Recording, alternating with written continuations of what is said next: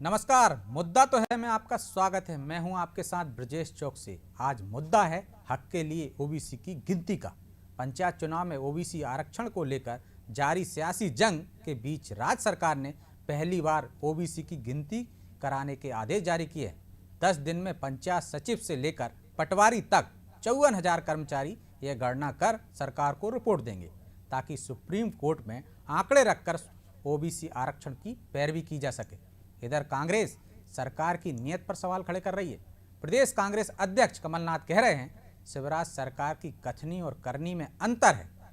जब उन्होंने कहा था कि बिना ओबीसी आरक्षण के चुनाव नहीं कराए जाएंगे, तब चुनाव क्यों हो रहे, और विधानसभा में संकल्प पारित होने के बाद अब कह रहे हैं कि हम हर संभव प्रयास कर रहे हैं। अब सवाल यह है, क्या वाकई में सरकार के प्रयास दिखावटी हैं और वह इस मामले को लटकाना चाहती है, या फिर ओबीसी गणना के बाद इस वर्ग को उसका वाजिब हक मिल जाएगा? इसी पर चर्चा करेंगे, लेकिन पहले देखिए यह रिपोर्ट।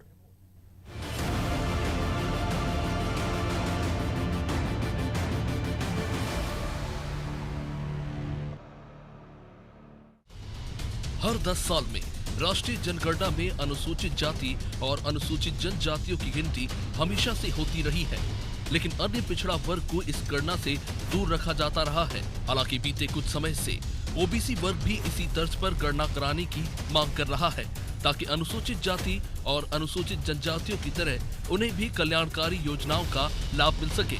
इसके बावजूद भी सत्ताधारी दल ओबीसी वर्ग की गणना कराने से इनकार करते रहे हैं। लेकिन अब देश की राजनीति में बदलाव देखने को मिल रहा है।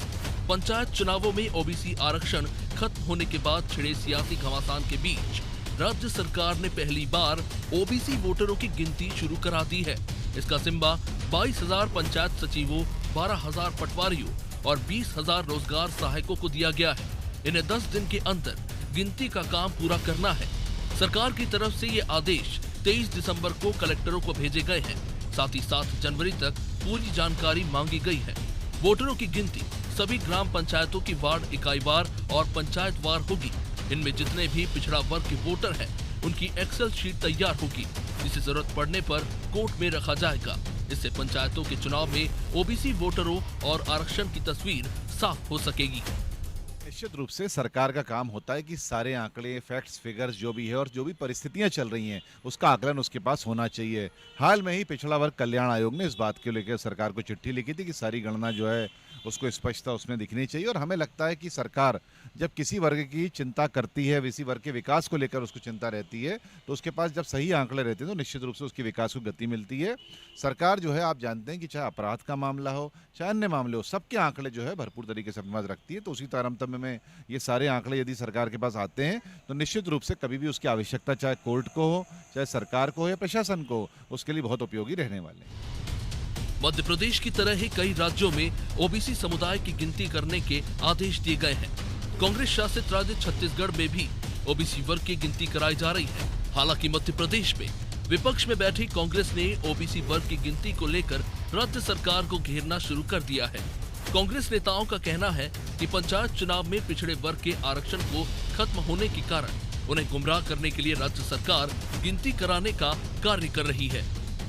ओबीसी को आरक्षण तो दे नहीं पाई पंचायत चुनाव में। जो कमलनाथ जी की सरकार ने 2019 में जो आरक्षण परिसीमन किया था, उसमें 27% ओबीसी वर्ग को के लिए सीट सुरक्षित हो गई थी। इनने अध्यादेश से 2014 का ले आए, और जिसकी वजह से सुप्रीम कोर्ट ने आदिवासी ओबीसी के एरिया के चुनाव रोक दिए। तो ये पूरी तरह से ओबीसी विरोधी सरकार है। अब ये घुसपैठ करके ये बताना चाह रही है कि हम तो सर्वे करा रहे हैं, गिनती करा रहे हैं, और कितने हैं ये पता है, 50% से ऊपर है, सब कुछ पता है।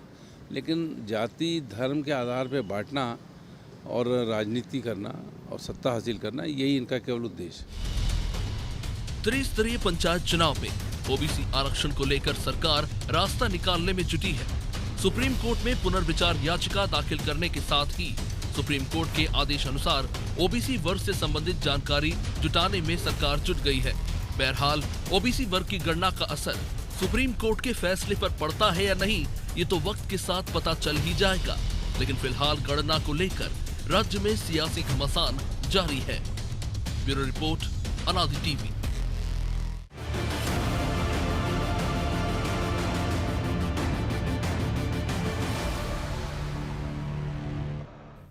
तो इसी मुद्दे पर चर्चा के लिए हमारे साथ जुड़ गए हैं अमित तावरे, प्रवक्ता कांग्रेस के, चेतन सिंह बीजेपी नेता हैं और सूर्यकांत चतुर्वेदी वरिष्ठ पत्रकार हैं। तीनों मेहमानों का बहुत बहुत स्वागत है। चेतन जी, शुरुआत आपसे ही कहेंगे, क्योंकि कमलनाथ जी कह रहे हैं कि आप गुमराह कर रहे हैं। विधानसभा में संकल्प पारित हो गया, लेकिन वो संकल्प अभी तक चुनाव आयोग तक नहीं पहुंचा और नित नए प्रयास की आप बात करते हैं। तो उन्होंने कहा है रोज ट्वीट करूंगा और आपको याद दिलाऊंगा कि आपने क्या वादा किया था कि ओबीसी के आरक्षण के बिना आप चुनाव में नहीं कराएंगे। ब्रजेश जी, जो सरकार का मुखिया, अभी तो पार्टी के मुखिया हैं, जब सरकार के मुखिया थे वो अपने मंत्री विधायकों को भूल जाते थे। वो अपनी चिंता करें, वो हमको याद दिलाने की बात करें। हमारा बहुत साफ कहना है, स्पष्ट विजन है, 27% आरक्षण हमारे ओबीसी बंधुओं को देंगे और उसके बाद ही, चाहे वो नगर निगम का हो, चाहे नगर पालिका का हो, चाहे पंचायत का हो, चाहे मंडी का हो, सारे चुनावों में हमने 27% आरक्षण देने का हमारे ओबीसी बंधुओं से वादा किया है और सरकार उस पर काम कर रही है।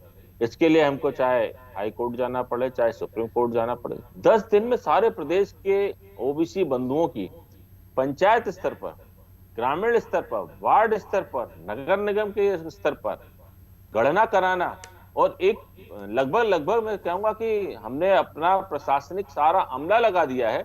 20,000 लोग कम नहीं तो रोजगार सहायक को लगाया है, 22,000 पंचायत सेक्रेटरियों को लगाया है और लगभग 12,000 पटवारी लोगों को इस काम में लगाया है। 7 जनवरी तक इसकी सारी status reports government of MP के पास आ जाना चाहिए, वो भी एक्सेल शीट पर। सरकार इस चुनाव को लेकर के जितनी प्रतिबद्ध है, उतनी ही प्रतिबद्धता हमारी ओबीसी वर्ग के बंधुओं के प्रति भी है। सारी चीजें, लेकिन राज्य पिछड़ा वर्ग आयोग के अध्यक्ष गौरी शंकर बिसेन वो कह रहे थे 3 महीने लगेंगे पूरी तरह से डेटा इकट्ठा करने में। देखिए, जब सरकार ने कहा है कि हमको ये करना है तो मैं किसी की टिप्पणी पर नहीं जाना चाहता। सरकार ने जो कहा है वो बाय स्टैंड है और सरकार जो कहती है वो करती है। सरकार जो चाहे वो कर सकती है, भी किसी से छिपा नहीं।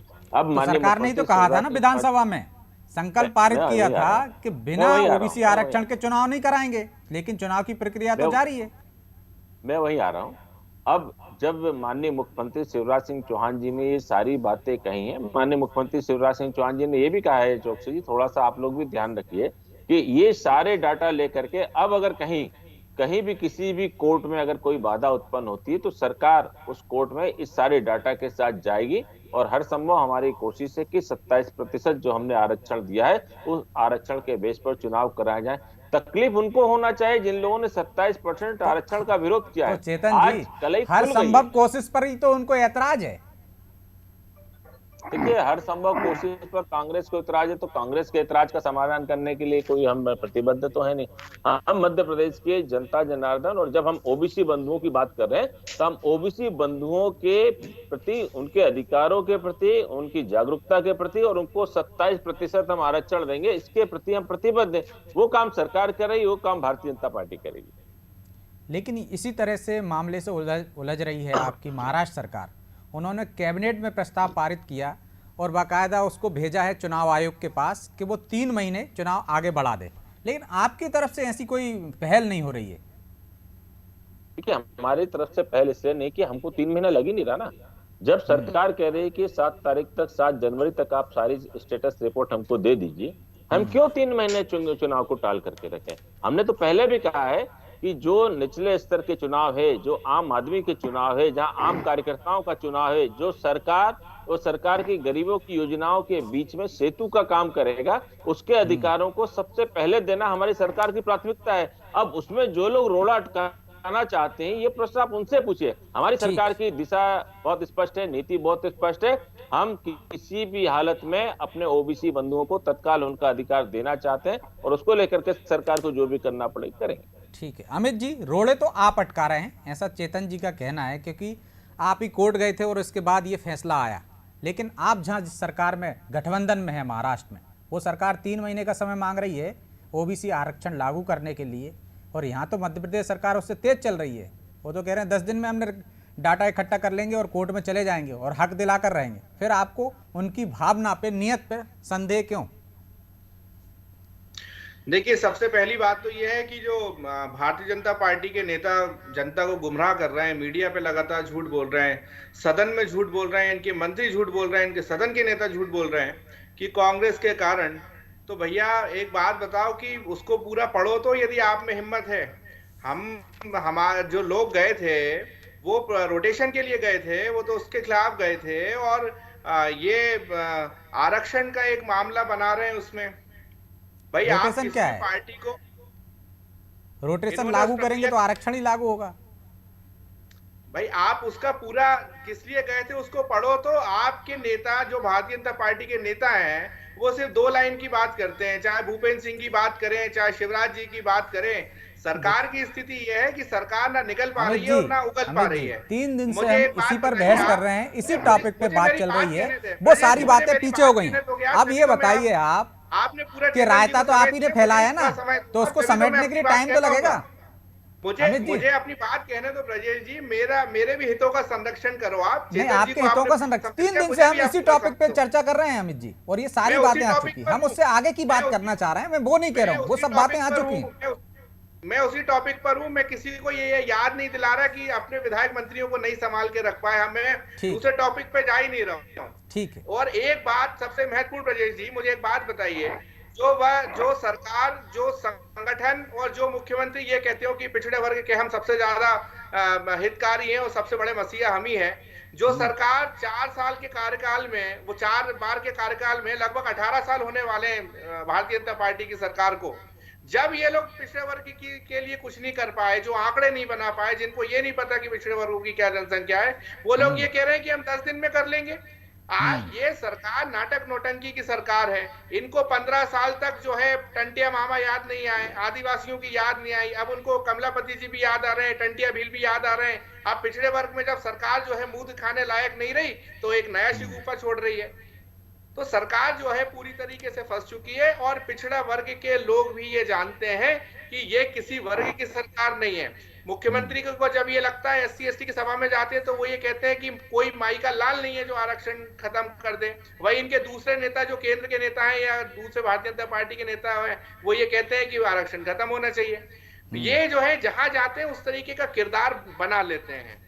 तो ठीक, सूर्यकांत जी, क्या आपको लग रहा है कि सरकार फंस गई है, या ऐसे गोलबंदी करने की कोशिश में कांग्रेस भी फंस गई है? दोनों फंसे हुए हैं, रास्ता कोई सूझ नहीं रहा है। निश्चित रूप से ब्रजेश जी, सरकार तो फंसी हुई है, लेकिन कांग्रेस भी इस मामले में उलझ के रह गई है। दोनों राजनीतिक दलों के पास इस समय वो स्थिति है, ना वो इस मामले को निगल पा रहे हैं ना उगल पा रहे हैं, क्योंकि पूरा का पूरा मामला 50% से अधिक मतदाताओं का है, और ओबीसी वर्ग में 50% से अधिक मतदाता आते हैं। और यह मतदाता नाराज हो गया तो अगले करीब 2 साल बाद होने वाले विधानसभा के चुनाव में जो भी राजनीतिक दल उलझेगा उसको बड़ा नुकसान उठाना पड़ेगा। मेरा तो इतना मानना है कि कई ऐसे मौके आए हैं जब सरकार द्वारा जल्दबाजी में इस तरह कदम उठाए गए हैं, बाद में सरकार उलझी और परेशान होना पड़ा। इसके पहले आप लेकिन सूर्यकांत जी, क्या आपको सरकार की नीयत पे कोई संदेह हो रहा है क्या? यदि पहल की जा रही है, गणना की जा रही है, केंद्र सरकार भी कह रही है कि सुप्रीम कोर्ट साथ जाएंगे, तो कहीं ना कहीं नीयत पे आपको शंका है क्या, जो कांग्रेस को लग रही है? नहीं, देखिए, सरकार की नीयत पर शंका की बात नहीं है ब्रजेश भाई इस मामले में। इसमें तो जल्दबाजी सरकार के हाथ में कुछ बचा भी तो नहीं है ना। चुनाव आयोग के पाले में गेंद है, सुप्रीम कोर्ट के पाले में गेंद है, सरकार तो सिफारिश ही कर सकती है। सरकार वो कदम उठाने जा रही है जिससे उसे जनता में एक मैसेज जा सके कि सरकार हर संभव कदम उठाने का प्रयास कर रही है। आप देखिए, सरकार को ऐसी क्या जरूरत आन पड़ी थी कि जल्दबाजी में इस तरह का निर्णय ले लिया। 2014 का आधार पर आपने चुनाव कराने की तय कर लिया। इसके पहले नगरीय निकाय चुनाव का मामला उलझा हुआ है सुप्रीम कोर्ट में, और उसकी वजह से आप नगरीय निकाय चुनाव नहीं करा पा रहे हैं। जब नगरीय निकाय चुनाव का मामला उलझ गया तो उससे सबक लेते हुए इन चुनाव को कराने के पहले सारी की सारी तैयारियां कर लेनी थी। और पंचायत चुनाव को लेकर संविधान में नियम है, उस नियम का पालन करते, रोटेशन की प्रक्रिया अपनाते और फिर चुनाव कराते, तो ना तो कांग्रेस को वहां जाने का मौका मिलता, तो ना इस तरह की स्थिति बनती। अब चूंकि कांग्रेस और भाजपा दोनों परस्पर विरोधी राजनीतिक दल है, दोनों इस मामले को लेकर एक दूसरे पर आरोप प्रत्यारोप कर रहे हैं और लेकिन करना भी आपको नहीं चाहिए। लगता है कि इस मामले में दोनों थोड़ी थोड़ी चूक कर गए हैं, इसलिए एक साथ संकल्प भी पारित कर रहे हैं, एक साथ लड़ने की बात भी कर रहे हैं? अब मैं वही आ रहा था, क्योंकि दोनों की गलतियां हैं और उस गलती की भरपाई करने के लिए आप देखिए सदन के बाहर खड़े होकर एक दूसरे पर आरोप प्रत्यारोप लगा रहे हैं, दोनों को दलों के नेता एक दूसरे को दोषी बता रहे हैं, लेकिन सदन में जब खड़े हुए और सदन में इस मामले पर चर्चा हुई तो जो प्रस्ताव पारित किया गया वो प्रस्ताव दोनों दलों ने सामूहिक रूप से किया। अगर यही स्थिति सदन के बाहर पहले बना ली जाती तो ना तो पंचायत चुनाव पर रोक लगती, ना ओबीसी आरक्षण का कहीं मामला आता, और इस समय पंचायत चुनाव की जो प्रक्रिया चल रही है वो पूरी तरह से चलती। अभी भी प्रत्याशी असमंजस में है, क्योंकि चुनाव तो चुनाव आयोग ने रोका नहीं है, सिर्फ चुनाव नहीं रोके हैं, नामांकन फार्म भरे जा रहे हैं, प्रचार चल रहा है, उसकी प्रक्रिया चल रही है, लेकिन उसके परिणाम घोषित नहीं होंगे। तो परिणाम कब तक घोषित नहीं होंगे यह तय नहीं है, और सुनवाई भी अभी इतनी जल्दी होने वाली नहीं है। सुप्रीम कोर्ट ने 3 जनवरी की तारीख तय की हुई है, और 3 जनवरी को भी इस पर कोई फैसला आ जाए यह कहा नहीं जा सकता, क्योंकि सरकार भी जब नहीं तो अपनी लेकिन ड्यूटी सरकार करा के पास रही है। विकल्प भी नहीं है ना, सरकार तो कोर्ट ही जा सकती है, कोर्ट के माध्यम से ही कुछ कर सकती है। निश्चित रूप से अब सरकार के पास तो मजबूरी है कि वो कोर्ट जाएगी, लेकिन कोर्ट कब सुनवाई करेगा, कोर्ट इनके पक्ष से सहमत होता है या लेकिन नहीं एक बात होता सही है चेतन जी, जो बात सूर्यकांत जी ने कही है और अमित जी ने भी, कि 18 साल में आपने क्या किया, अब मुंह दिखाने के लायक नहीं बचे, इसलिए ताबड़तोड़ तरीके से आप गणना करवा रहे हैं। ये पहले भी करवा चुके होते, आप पहले भी कोर्ट में डेटा दे देते तो ये परिस्थिति नहीं आती। चौकसे जी, क्या इन 18 साल में ही ओबीसी वर्ग आया है क्या धारा पर? क्या 18 साल का आप हमसे हिसाब मांग लो? अच्छी बात है। क्या 18 साल में ही ओबीसी वर्ग आया, इससे पहले ओबीसी वर्ग नहीं था क्या? ये प्रश्न उनसे पूछिए जिन लोगों ने इस हिंदुस्तान पर एक छत्र 55 साल राज्य किया है। हो सकता है हमारी गलतियां हो, लेकिन हम फिर से कहना चाहेंगे कि लेकिन 55 साल वाले कह तो रहे हैं, हमने तो 14% दिया था और 27% करके गए थे, हमारी सरकार कर गई। हम तो अरे ये इन्होंने तो आपको चौकसी जी याद होगा, जब सरकार का बहुमत नहीं था तो बहुत सारी चीज करके गए थे, ये भी उसी में का है।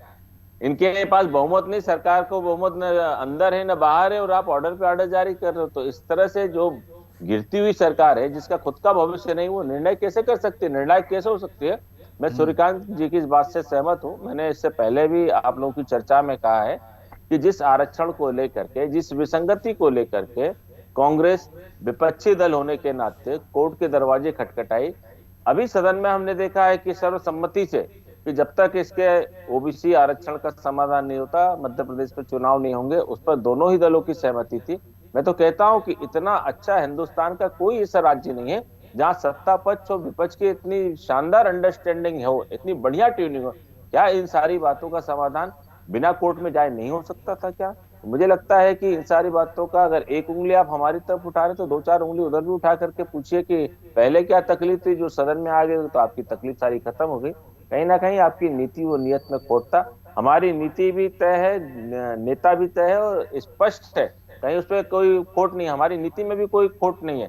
हम चाहते हैं, दिल से चाहते हैं कि जिसकी जितनी हिस्सेदारी है उसकी उतनी भागीदारी होना चाहिए। अगर 52% भी, अगर जैसे हम लोग मान के चल रहे हैं कि 52% अगर है, तो सबसे पहले जो हमने प्रस्ताव पास किया है 27% आरक्षण का, उसको लेकर के हम प्रदेश से पहल कर रहे हैं, और अगर हमको अवसर मिला तो निश्चित रूप से हम सारे देश में इसको लागू करने की कोशिश करेंगे, क्योंकि जिसकी जितनी भागीदारी है उसको उसका उतना हक वाजिब रूप से मिलना चाहिए। लेकिन चेतन जी, क्या आपको लगता है कि जो आप गणना करा लेंगे, कोर्ट में ये आंकड़े रख देंगे, उसको कोर्ट मान लेगा? क्योंकि कोर्ट का कहना है कि ट्रिपल टेस्ट करने के बाद ही उसकी सत्यता और विश्वसनीयता पर भरोसा किया जाएगा। देखिए, कोर्ट तो वो मानता है जो सरकारें सारी खोजबीन करके जब डेस्क पे तथ्य रखती हैं, उस बात को कोर्ट स्वीकार करता है। सरकार की नीति और नीयत में अगर स्पष्टता होगी तो मुझे लगता है कोर्ट भी उन सारी बातों को संज्ञान में लेकर के उसको स्वीकार कर लेगा। अनेक अवसरों पर मैं तो कहता हूं ना, अगर इतना अच्छा निर्णय लगता है कांग्रेस को तो दोनों राजनीतिक दल बात करें, सत्र बुलाया जा सकता है, स्पेशल सत्र बुलाया जा सकता है, देश के संविधान में संशोधन किया जा सकता है। अगर आवश्यकता है तो करना चाहिए, इनको करते क्यों नहीं? करे बात कांग्रेस क्यों नहीं करती है? हम तो कह रहे हैं ना कि देश में 52% ओबीसी वर्ग के बंधु निवास करते हैं, उनको उतने उस हिसाब से उनकी भागीदारी होना चाहिए। आप आइए, उसका वेलकम करिए, आप दोनों सदनों में एक दिन का विशेष सत्र बुला लेते हैं, उसमें हम पास करने को तैयार हैं। पूछिए आप कांग्रेस और कांग्रेस के नेताओं से, अगर लगता है इनको तो ये आकर के करें। लोकसभा में तो ये छोड़ करके भाग गए थे। विधानसभा का मेरे को पता नहीं है, लेकिन आखिरी में सर्वसम्मति इस बात पे बनी कि नहीं नहीं, जब तक इसका समाधान कोर्ट से नहीं हो जाता है तब तक हम चुनाव नहीं कराएंगे। तो यही बात आप लोकसभा में भी आके कर सकते हो ना। ठीक है, अमित जी हमारे साथ जुड़े हैं जवाब देने के लिए। अमित जी, केंद्र सरकार भी प्रयासरत है, लेकिन उड़ीसा सरकार इसमें साथ नहीं आ रही कोर्ट में जाने के लिए। मध्य प्रदेश सरकार भी साथ है, महाराष्ट्र सरकार भी साथ है। देखिए, ये अपना एक उड़ीसा का अपना अलग विषय है। आज हम मध्य प्रदेश के मामले में बैठे हैं और सच्चाई उसमें यह है कि कांग्रेस सरकार के समय, दिग्विजय सिंह जी के समय हमने आरक्षण दिया, लेकिन भारतीय जनता पार्टी की सरकार आई और वो फिर आरक्षण उलझ गया। फिर कमलनाथ जी की सरकार आई, उसमें हमने 27% आरक्षण दिया। वो भारतीय जनता पार्टी के राज में जो है उसकी क्या स्थिति है आप लोग सब समझ रहे हैं। तो आपके राज में ही कोर्ट में उलझ गए थे ना, कोर्ट में आपने वकील खड़ा नहीं किया था। नहीं, आप एक बार अच्छे से अध्ययन करेंगे किसके समय में क्या हुआ है तो आपको सारी चीजें समझ आ जाएंगी। और रही बात, चेतन भाई बोल रहे हैं, मेरे बड़े भाई हैं आरक्षण के लिए, लेकिन क्या नागपुर कार्यालय से इसकी सहमति मिल जाएगी? सबसे पहले जो आरएसएस चीफ है उनसे एक बयान आप दिलवा दीजिए। मुझे लगता है उसके बाद जो है सारे लोग जो है वो इसके लिए तैयार होने के लिए सबसे अच्छी पहल कर रहे हैं ओबीसी आरक्षण दिलाने की। वहीं तो उनका कार्यालय है नागपुर में, वो महाराष्ट्र में ही आता है। मैं वही बोल रहा हूँ कि चेतन भाई तो बहुत क्लोज हैं चूंकि नागपुर कार्यालय के, तो आरएसएस चीफ से ही सबसे पहले एक बयान दिलवा दें। तो जो लोग ये कहते हैं ये या सही है या गलत मुझे तो नहीं पता कि संघ जो है वो आरक्षण के खिलाफ है, तो उससे सारी स्थितियां क्लियर हो जाएंगी। क्योंकि आज तो संघ जो है, संघ प्रमुख हैं, सबसे बड़े उसमें पद पे हैं और सब जितनी भी सरकारें हैं, चाहे केंद्र की या भाजपा की सरकार है, उसके बाद बिल्कुल गति से काम करने वैसे तो संघ विषय नहीं है, लेकिन फिर भी चेतन जी अंगुली उठा रहे हैं तो जवाब देने के लिए। चेतन जी, देखिए, निश्चित रूप से संघ विषय नहीं है, लेकिन ये सर्वविदित है कि भारतीय जनता पार्टी संघ का ही एक अनुषांगिक संगठन है। हमारी गाइडलाइन, दिशा निर्देश, सारी चीजें का निर्धारण वहीं से होता है और उनके बताए हुए, वो निर्णय नहीं करते, लेकिन उनके बताया हुआ जो मार्गदर्शन है उस पर हम पार्टी की विचारधारा के आधार पर काम करते हैं। मेरे मित्र तावड़े जी को मैं बताना चाहूंगा कि अभी 1 महीने पहले भारतीय जनता पार्टी के शीर्ष नेतृत्व अर्थात राष्ट्रीय नेतृत्व ने निर्णय किया है कि सारे देश में ओबीसी वर्ग के 52% लोग हैं, तो उनको उनकी इतनी भागीदारी सरकार में सुनिश्चित होना चाहिए। तो आप स्वतः समझ सकते हैं कि 52% भागीदारी की अगर भारतीय जनता पार्टी बात करे तो इसका मतलब है कि हमारे अपने परिवार में इन बातों को लेकर के सर्वसम्मति है, उसको लेकर के कहीं कोई संशय नहीं है। तो ये आप लोग क्लियर कर लीजिए, हमारे यहाँ कोई संशय नहीं है। अगर आपका संशय है तो संशय को आप लोग दूर करिएगा। अमित जी, संशय इधर नहीं है, संशय इधर है। एक साथ क्यों नहीं जाते? जिस तरह से विधानसभा में आप आ गए उस तरह लोकसभा में भी आ जाइए। अमित जी, सूर्यकांत जी, जो केंद्र सरकार की जो बात कर रहे हैं चेतन जी भी, कि केंद्र सरकार इस तरफ पहल कर रही है और एक रास्ता निकलने की उम्मीद भी है, लेकिन वो आपको नहीं लगता कब उसमें देरी होगी? और जो एक सरकार दूसरी विकल्प पर भी विचार कर रही है, कम से कम 22% तो दे ही सकते हैं, तो उस पर ज्यादा जोर देना चाहिए। निश्चित रूप से मैं आपकी बात से सहमत हूँ। जिस मामले में देरी हो और उसकी वजह से कई सारे काम पिछड़ जाएं, तो निश्चित रूप से बीच का रास्ता अख्तियार करना चाहिए। जो दे सकते वो तत्काल दिया जाना चाहिए, फिर और ज्यादा देने के प्रयास किए जाने चाहिए। ज्यादा देने के प्रयास में कहीं जो दे सकते हैं वो ना दे पाए और उसकी वजह से देरी हो जाए तो वो फिर न्याय नहीं कहलाता। जो दे रहे थे पहले से जिसकी पात्रता थी वो भी खत्म हो गए इस फैसले के बाद, तो कम से कम उसके साथ साथ जाए कोर्ट में कि 14 भी बहाल कीजिए, 14 के साथ साथ 22 किस तरह से दे सकते हो आप वो दीजिए। 27 की लड़ाई लड़ते रहे, 22 तक तो आप दे सकते हो, तो कम से कम 22 तो दीजिए। अभी तो हालत ये है कि 14 भी नहीं मिल रहा और 27 भी नहीं मिल रहा, तो कम से कम 22 मिलेगा। और पंचायत चुनाव जारी रहेंगे और पंचायत चुनाव होंगे तो जो लोकतंत्र की सबसे बड़ी इकाई मानी जाती है ना, सियासत कांग्रेस कहेगी हमने तो 27% दिया था, इन्होंने कम कर दिया, तो एक डर ये भी रहता है ना सियासी दलों को। नहीं, डर रहता है, लेकिन जब कुछ नहीं मिल रहा और आप 22 की व्यवस्था कर देंगे, 22 मिल जाएगा आदमी को, तो उसे लगेगा कि भाई 22 तो मिला, 14 से ज्यादा तो मिला है, 22 मिला। और उसके बाद आप प्रयास कर रहे हैं, उसका आप प्रचार करिए, जनता में जाइए, बताइए कि अभी जब कुछ नहीं मिल रहा था इसलिए मैंने 22 का रास्ता चुना है, और जब हम 27 के लिए प्रयास कर रहे हैं, जिस दिन 27 में हम सफल हो जाएंगे उस दिन हम 27 भी देंगे। दूसरा आपको एक चीज और बता दें, इससे मध्य प्रदेश की सरकार के सामने और ग्रामीण विकास के सामने एक बड़ी समस्या खड़ी होने वाली है। क्योंकि समय पर अगर पंचायत चुनाव नहीं हुए तो केंद्र सरकार द्वारा नियमों के अनुसार पंचायत चुनाव न होने की वजह से जो ग्रामीण विकास के लिए एक बड़ी राशि दी जाती है पंचायतों के विकास के लिए, वो राशि मिलना बंद हो जाएगी।